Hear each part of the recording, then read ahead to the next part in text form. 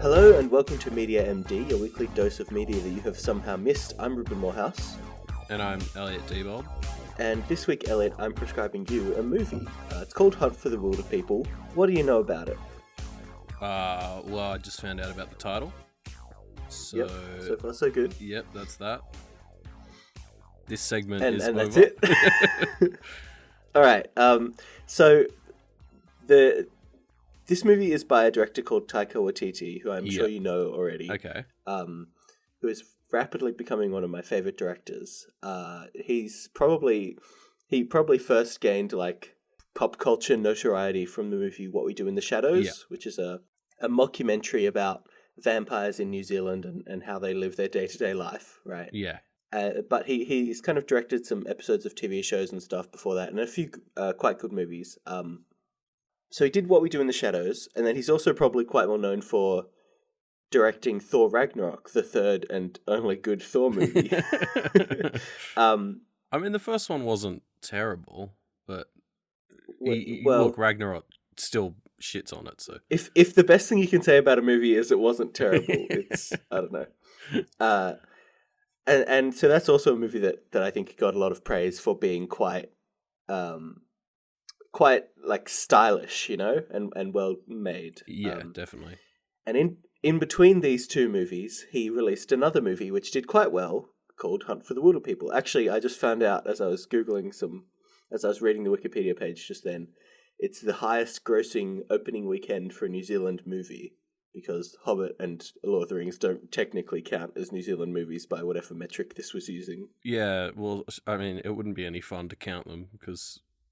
I know, right? That's like cheating. Yeah. So anyway, actually, of the three movies that we've mentioned, I think this is probably my least favorite of the three. But looking at What We Do in the Shadows, which is like quite a subdued, like cinematographically, is that a word?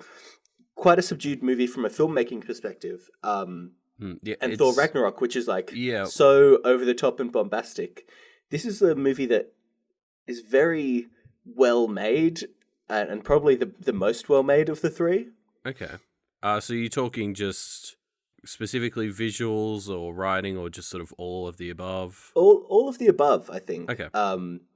Yeah. It's not a comedy. Oh, it kind of is. I don't know how to... It's like an adventure movie. It's hard to describe. Okay. Adventure is even the wrong word, because that has connotations of like Indiana Jones and shit, right? Yeah. This is a movie about a 13-year-old boy who has been in and out of the foster care system, who goes to live with two like middle to late aged New Zealand people on a farm who kind of adopt him. Okay. And things go out of control from there a bit, but the kind of core of this film is him bonding with the uncle, and kind of learning to be a better human, and teaching the uncle to be a bit of a better human as well. Okay. The thing that I like the most about this movie, and I was rewatching it quite recently, this is what really sticks out to me about it, is it's so fucking stylish, Well, I don't. That's why we're here. Well, you'll find out. It's so the movie opens with this like long set of shots of just the wilderness, like the kind of bushland around where this farm is that the story's going to take place. Sure. And with this kind of orchestral epic music that actually is quite reminiscent of like Lord of the Rings or something, Yeah. And it just it sets up this weird recurring theme throughout the movie of how kind of fantasy-esque this movie is. It's hard to describe without you having seen parts of it, but yeah, because I'm getting a very confused image at the moment, because you're talking about like sort of how the driving thing is this kid and his uncle or whatever, and that says to me like a much smaller, more personal sort of story. But then you also said it's kind of an adventure thing, so I'm not sure what I'm expecting at this point, I guess. Yeah, that's good. I think that's a good way for you to go into the movie, because it does blend tones in a very interesting way, and I think this is kind of evident in something like Thor Ragnarok or What We Do in the Shadows, where those are comedies, right? They're overtly comedies, but they do have their moments where they're very like competently able to wave in moments of seriousness or like sadness into these movies, right? Yeah. Hunt for the Wilderpeople isn't as overtly a comedy. It's comedic, but it's kind of, it shifts tones quite a lot. It lands much more squarely in the middle. There are a couple of moments in this movie where it's like genuinely heartbreaking. And there are also some moments in this movie where it's very fucking funny. But I wouldn't say it's as funny as some of his other movies, but I would say it hits a much bigger variety of emotions and does so a lot more kind of deftly. Sure. Yeah. I don't want to talk too much about what those moments are, because part of the joy of this movie is it kind of unravels in a very weird direction as you watch it, in a direction that you definitely aren't expecting it to. Despite me having said this to you, I'm sure it will still kind of catch you off guard. Okay. Yeah. So there's a lot of cool. I want to touch back on what I said about it kind of having this fantasy element. There's this one moment where the 13-year-old boy sees a cute girl, and it basically just plays out a ridiculously over the top kind of thing of her flipping her hair with the kind of music and the light source shining from behind her, and it's sure. And then there are a couple of like 3 or 4 shots in a row where it crossfades to her from different angles, and it's very clearly like, I don't know, it's over the top as well, I think, but not so over the top in your face as fucking Thor Ragnarok would be, you know? Yeah, I think I understand what you're saying. Yeah, yeah. I really like this movie because of its heart. This is a movie that has a lot of heart. You do get really invested in all of these characters, even though they're the kind of characters that if you knew any of them in real life, you would be annoyed by them. They play off of each other with such heart that it's very it's compelling. And the ending of the movie, I think it's weird because throughout the movie it's kind of divided into chapters where a title card will appear on the screen. It'll say chapter 2 and then a subheading, you know? Sure. And this is adapted from a book, so I'm not sure if those chapters are taken straight from that book or not. I haven't read it, but... And actually, now that I mention it, I think it skips chapters. So I don't know if... This is just something that I think I realized last time I was watching it, is that it starts with like chapter 2. That's the first one that I remember seeing. And then it goes like chapter 4. And then I think like 7, 8, 9, 10. I don't know. Anyway, so at the end of the story, I think it kind of leaves itself on too much of a downer and then has this epilogue that I think they needed to have to make it not a downer at the ending. Okay. So it resolves quite nicely. So and quite hopefully. It doesn't feel like, because obviously there's tons of other movies that have had their endings altered to be more positive because, you know, they showed it to test audiences who didn't like the negative ending. But it's not forced like that. Like, this is just something you think they probably felt like they needed to do. Yeah, I think the only reason it's called an epilogue is because it kind of, the story wraps up and then there's another little bit at the end, you know, like sure. the plot of the movie is about this one specific thing that happens. And that thing is resolved at the end of the last chapter. But the actual interactions between the characters aren't fully resolved, and so they have the epilogue. Like, I don't know, I think the epilogue, calling it an epilogue is just a stylish thing to indicate that it takes place after the actual main event of the film. Yeah, sure. So it's more about rounding out sub arcs than the main arc, basically. Yeah. I'm gonna talk about one weird thing. I don't know if it's a criticism, but it does feel weird. What's his name? Rhys Darby is in this movie, right? Oh, of course.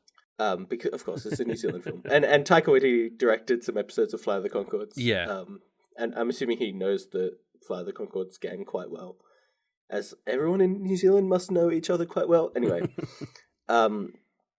but his character only shows up for like maybe 5 to 10 minutes towards the end of the film, and it feels very weird. It feels like I don't know how to It's describe like it. Rhys Darby said he couldn't make it, and then he called when they were 3/4 of the way through production, and was like, "Oh, actually, I can make it." It feels more like Taika Waititi had Rhys Darby around on set and was like, "Man, I need to think of something to give this guy to do," and so they just kind of wrote a little extra bit into the story. I don't know if like this character originally had a bigger part in the book or originally wasn't in the book at all, but it feels like, I don't know. It just feels kind of out of place. His character is so ridiculous that it feels out of place a bit with the rest of the movie, which is ridiculous but not ungrounded. There was that I think it was Chappie. Did the movie Chappie? And good old Chappie. And they had Hugh Jackman in it, but he's only in it for, like about 10 minutes worth of the film or something. Yeah. But all the advertising made it out like he was basically the main character. Maybe like Rhys Darby is just so popular in like places like New Zealand that they were doing the same thing. Well, the one of the leads of this movie, the 13-year-old boy is Julian Dennison, who's kind of started being in more and more stuff since this. He's in Deadpool 2 now. But the other lead is Sam Neill, who is a big enough name. Okay. No, you probably wouldn't need Rhys Darby then. The other thing you'll probably notice about this movie, if you're watching it, is you'll see a lot of actors in this who were then in Thor Ragnarok. The person who plays the main villain is also the Grandmaster's right hand like woman in Ragnarok. Okay, and I think it's just because Taika Waititi really liked her in this movie, and it was like, all right, I'm just going to put her in some more stuff because she's hilarious. Yeah, which she is. I mean, you see that with other directors. Like the Whedon clan is another one where like as soon as you hear the Whedons are behind a show, there's like 5 or 6 actors who you just know are going to show up within the first season or two. It was even Agents of S.H.I.E.L.D. like back in the really average season 1 of Agents of S.H.I.E.L.D., a huge chunk of that Firefly and Dollhouse crew still managed to show up for a bit of it. To show up in it. Yeah. Yeah.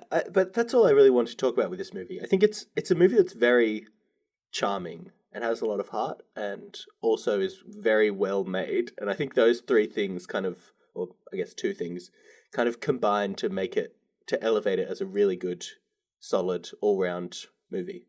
Yeah. Well, yeah, I'm pretty interested to check it out because obviously I think of Taika Waititi as just a comedy director at this point. Yeah.